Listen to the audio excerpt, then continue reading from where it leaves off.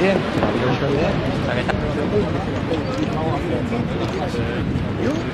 Recientemente se ha podido inaugurar esta pasarela. La pasarela era un viejo proyecto en el que se venían ya colaborando entre las instituciones y en especial entre el ayuntamiento y el ministerio.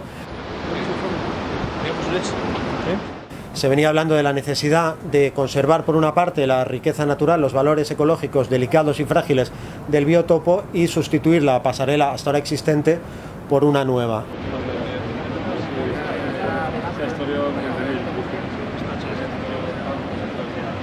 En el marco de esas, o en medio de esas conversaciones, se produjeron los daños que hicieron ya necesaria y urgente además la actuación. Como decía, se ha actuado con rapidez y tenemos hoy esta pasarela y hemos podido comprobar el éxito de público y bueno, lo contenta que está la gente y el resultado además salta a la vista. Yo creo que se ha hecho aquí un trabajo extraordinario.